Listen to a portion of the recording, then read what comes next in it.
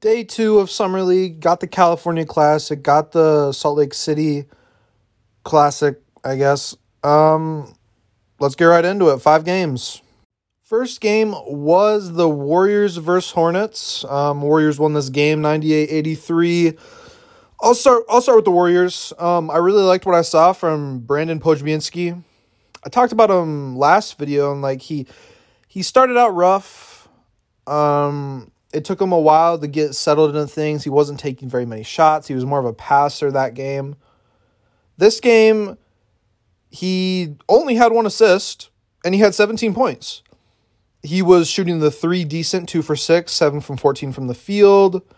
But the big thing that I liked from him is he had 5 steals. He was getting cookies. He was playing very good defense yesterday as a guard, I guess. And then Lester Quinones had another great game, 21 points, 8 for 16 from the field, 5 threes, 5 for 9 from 3. And he's just looking like an ever more proceeding candidate for Jordan Poole's spot. I mean, I don't think he's going to start. He's going to come off the bench, definitely. Chris Paul is going to be taking that starting role. But he could be a very good shot creator and scorer and distributor off the bench next year for the Warriors. Other guys who had decent games, Santos had a good game. He had 18. Davis had 17. Other than that, the bench did absolutely nothing for the Warriors last night. But it's Summer League, so whatever. But really liking what I'm seeing from Brandon Podziemski and Lester Quinones. And then for the Hornets, we had our second showing of the number 2 overall pick, Brandon Miller. This was a rough game. He had 6 points, and you might be saying, okay, why is it rough? Did he shoot 2 for 20 or something? No, he shot 2 for 4. He only shot 4 shots, which I'm kind of concerned about because I think the Hornets drafted him to be a shooter and a scorer. He had 7 assists, which is great. There's nothing wrong with having the capability of being a distributor, but that's not what the Hornets, in my opinion, drafted him for. That's what you have LaMelo Ball for. LaMelo Ball can pass all day and all night. But Brandon Miller, you need to be able to score the rock. And if you're only shooting 4 shots in 28 minutes in a Summer League game, what's the problem? Could you not, not making your own shot, getting locked down, I guess? He did have 7 assists, 4 rebounds. Yet again, he was in foul trouble, just like the last game. So besides Brandon Miller, which had a disappointing game, I would say, is Nick Smith Jr. had a better night than last. He had 14 points today. Kai Jones did what Kai Jones does. He rolls to the paint, gets lobs, dunks. That's Kai Jones's repertoire. He's an athletic big. Can't do much else. Amari Bailey had a great game. Shot 5 free throws, made them all, 6 for 9 from the field, had 17 points. Only guy on the team besides Robinson off the bench for the Hornets who had a positive plus-minus. So I guess that's great. I thought the Hornets were going to be star-studded Summer League team, but they're 0-2 so far. I mean, it's Summer League again. These players have to work with what they got. They got James Bouknight too. He's a second-year player. Kai Jones. They should be much better than 0-2 and losing by 20 points each game. So that's the Hornets for you. Second game of the night was Grizzlies Thunder. Grizzlies get the dub at 94-86. I'll start with the Grizzlies. Maybe it's too premature, but maybe I need to give an apology to Jake LaRavia. Actually, no. I'm not going to give an apology to Jake LaRavia. He had 25 points. He played very well last night. He tried to poster Chet, but absolutely got denied on that front because I'm standing my ground. He's not very athletic. He's not great at creating his own shots. It's a Summer League game. He scored 25 points. No one get too excited now. There have been lots of players who have scored 25 points in Summer League games. Anthony Bennett probably scored 25 points in a Summer League game. So let's hold our horses. I still think he's kind of a bust. Kenny Lofton had an off night. V. Williams Jr., I think it's Vinny Williams Jr., I believe. He had 18 points. He's been playing very well for the Grizzlies the past 2 games in the Summer League. I don't know if he played last year, but he's looking good. Matthew Hurt, Minnesota native. He had 10 points off the bench. He was one of their only good guys besides G.G. Jackson, the 18-year-old who I'm very high on because he's 18. He has lots of potential. He's athletic. He can shoot. He can do whatever, but he still needs to develop a lot because he's very young. For the Thunder, I'll start with Chet. Had a double-double, first double-double back in the Summer League. 10 points, 11 rebounds. Shot 3 for 8 from the field, 4 free throws. Had 3 blocks, 2 steals, so looked very promising on defense like he usually does when he played last year in the Summer League. Big problem, though, 6 turnovers. He was taking the ball up a lot. And he was ball handling a lot. I know he's got handles. I know he's a versatile big. He's a unicorn. But I think we need to leave the ball handling to the point guard. Because Trey Mann had a very good night. 28 points, 10 for 14 from the field, 2 for 6 from 3.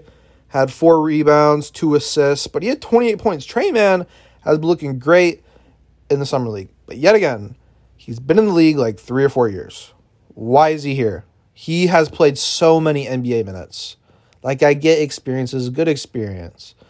But why are we here? And we're going to get to a player later on in the video, which I will be expressing more of this opinion on. So other than that, Jalen Williams did not play due to like right ankle soreness or something. Usman Jang had a much better game than last. He had I think he was 1 for 8 last game. He scored 2 points, Usman Jang.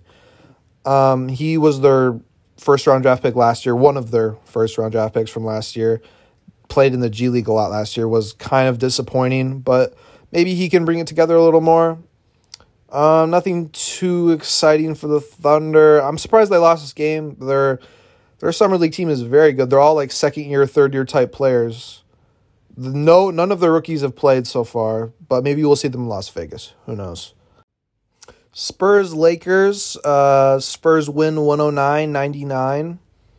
I'll start with the Spurs. They're 2-0 now. I was a little disappointed with Barlow. He had a great Summer League game 2 days ago. He scored in the 20s, mid-20s, I think. But this game, he shot 1 for 6, only 3 points. He had 6 assists, 6 rebounds. He has a great NBA build, body archetype. He's long. He's athletic. I said in the last video, he's like a Jaden McDaniels. But Julian Champagnie had another big game. He didn't have 39, I think, or 30-something he had last game. But he had 28 this game, 5 for 10 from 3, 8 for 17 from the field, 7 free throws. He's looking like he's going to be getting big minutes this year. I know he played last year, but I think he's going to get a much bigger role. And then Malachi Branham, their first-round draft pick from last year, who didn't play last game, had 32 his opening night in Summer League. 12 from 24 from the field. He shot a lot. 3 for 6 from 3. I was really interested in seeing him play 2 days ago, but he didn't play, so I was really interested to see what he would develop into, what he's developed since last season. And he just looks sharp. He looks good. I don't think he needs to play another Summer League game. This is his second year. I think he showed what he's developed, shows what he's worked on. He scored 32 points. He killed everyone when he was on the court. So, yeah. And then Blake Wesley, 7 for 9, 18 points. Like the other games, no one really did anything on the bench. Charlie Brown Jr. is on the Spurs. He shot 0 for 4, if anybody cares. For the Lakers, Jalen Hood-Schifino had a decent night. He had 20 points. Not the best shooting percentage, 8 for 17 from the field. Did not make a 3 out of his 4 attempts. Shot a little bit above 50% from the free throw line, 4 for 7. 4 assists, 3 rebounds. I mean, he looked okay. He doesn't look crazy good. In his past 2 games, he's looked a little bit rusty. He's looked a little bit out of it. I watched some of his college tape, And I just don't think he's as comfortable in the NBA right now, which is very understandable. He's a rookie. So he'll hopefully he plays in Las Vegas, get a little bit more comfortable in the NBA system with NBA type players that he's playing with. Max Christie had a great game again, 25 points, 4 for 5 from 3, 7 from 13 from the field. I said in the last video, I don't think he's going to play next year, really. He's going to have like the same role he had this year where he's just sitting on the bench. But he's kind of making a discussion of whether he should be playing or not. And then Castleton has really been making moves. He had 18 points, 6 rebounds, 6 assists, and 4 blocks. That's great for a center. He's looking like he wants a roster spot as well, possibly in the G League. Who knows? Cole Swider, 18 points. So, yet again, starters did great. No one really on the bench doing much. Second to last game was Sixers-Jazz. Sixers won 104-94. I'll start with the Sixers. Really like what I see from Rookie Council. Like his jumper. He gets high up. He's athletic. I think it was like in the second quarter or like third quarter around there. Ricky Council had a big one-hand slam, which I really like to see. He's looking very athletic. Traquavion Smith had 14 as well. Jaden Springer, 18. Smart, 19. And then off the bench, DJ Stewart with 15. Why is DJ Stewart coming off the bench in Summer League? Past 2 games, he scored, I think, about 15. So both games. Why is he not starting? I don't understand. And if you look at the box score, which is kind of funny for the Sixers-Jazz, all the starters for the Sixers are considered guards, which is kind of funny. So they played small. There's no centers that played at all, which is kind of funny. But yeah, the Sixers, they don't have any first round picks playing. They don't have any people that are going to surprise me. Jane Springer might get some minutes next year. Maybe he'll get signed. I don't know. And then we'll go to the Jazz. This game was kind of a snoozer. Sorry if I'm not talking too much about this game. Luka Samanic, the third-year player who got drafted by the Spurs but is now on the Jazz, had 19.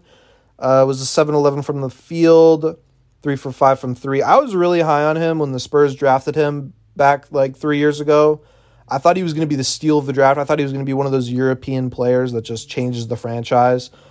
But his first year, they kept him in the G League pretty much the whole year. Second year, I think they also left him in the G League pretty much the whole year. So he just hasn't gotten much NBA playing time. I think he can be on an NBA roster and get some minutes, be in the rotation a little bit, especially on the Jazz. Maybe be a backup for Laurie. Who knows? Ochai Agbaji, who I really like, had 18 points, 6 for 17, 4 from 8 from 3. He's looking decent. He's looking like what he's supposed to do. Be a shooter. He fouled out. He fouled out of a Summer League game. I don't know anybody ever that has fouled out from a Summer League game. There probably has been. But he fouled out. He had 10 fouls. It takes double the amount of fouls to foul out in a Summer League game. And he did it, which is very impressive to me, honestly. I think that should be a bonus for Ochai. Because it's showing that he has a defensive mentality, defensive mind. He just needs to harness it a little more, you know? He also had 6 turnovers. So not great from the turnover foul perspective. He had the worst plus minus of the starters, which is wild because he was second in points. Keontae George had 14 points for the Jazz, 5 for 10 from the field, 3 for 5 from 3.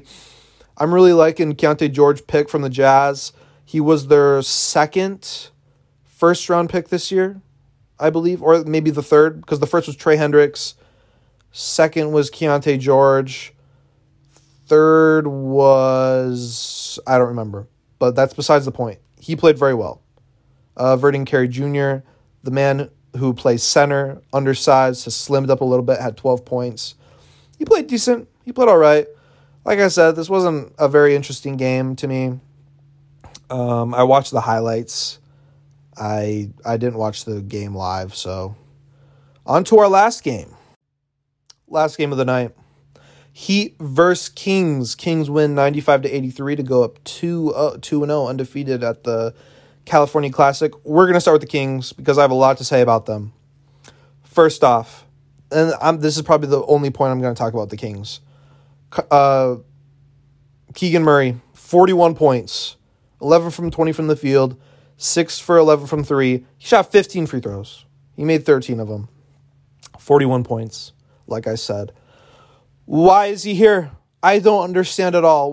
Why is Keegan Murray in the Summer League? At this point, he's just bullying kids. He's so much better than everyone on the Heat. And that showed last game too. I truly do not understand why Keegan Murray is in the Summer League. And he played 31 minutes. He played the most minutes out of anyone on the Kings. He is not the one who needs the most experience on the Kings. He had playoff experience and starter experience. He started almost every single game last year. Well, why is Keegan Murray in the Summer League scoring 41 points and just trashing everybody? He's just trashing everybody. He shot 15 free throws in the Summer League. You know what that means? It means he's NBA experienced and he knows how to draw fouls. No one was even close to having that many free throws. Nikola Jovic on the Heat was second close, who had 8 free throws, and he's in his year 2 as well. So he knows how he has NBA experience as well. So Keegan Murray, I don't want to see you in Las Vegas. If I see you in Las Vegas, I'm calling up the Kings. I'm calling up Sacramento. And I don't know. I'm getting like a cease and desist on you or something from the Summer League. You don't need to play. You're too good. Like, you're actually too good to be in Summer League. There's a reason that LeBron James and Stephen Curry don't play in the Summer League. Like, is all experience good experience? Yes. But at some point, you got to know when to stop. So I better not see you in Las Vegas. Besides Murray, no one really scored because he scored all the points. Alex O'Connell from Creighton and Duke in college, he had 14 off the bench. Kessler Edwards had a bad night. Ellis had 12. And that's really it. Main point, Keegan, stop. You need to stop. I don't want to see you, please. And then for the Heat, I went over a little bit of Nikola Jovic's stats, but he had 22, 6 for 13 from the field, 3 for 5 from 3, 8 free throws, 7 or 8 made 7 of them. No fouls out at all. He had the worst plus minus though for the starters, which is very interesting. Jaime Jaquez had a very bad night. He had an amazing night 2 days ago, but he had a horrible night tonight. I'm guessing is because Keegan Murray was guarding him. And Keegan Murray is a very good defender and should not have been there. But I'm going to stop. I'm going to stop talking about that. Off the bench, Kane had 17. He played 24 minutes. He played more minutes than Jaime Jaquez. Jaime Jaquez only played 16 minutes. He had 4 points. 1 for 6 from the field. Only made 1 3. Shot 2. That was his only shot. He made a 3. And then he made 1 free throw. There was his 4 points. Yeah, the whole Heat team played horrible. They almost played their whole Summer League roster, which you never see. Because usually some of those players got like hamstring strains or they have some type of minor injury where it's like, okay, we might as well play the other people. But they legitimately almost played their whole roster. They only didn't play 3 people. And there's like 20 people on a Summer League roster. So it's kind of wild. But yeah, Heat looked horrible last night. 2 days ago, they looked so much better. But yet again, they're playing the Kings, and they have Keegan Murray. So what are you going to do?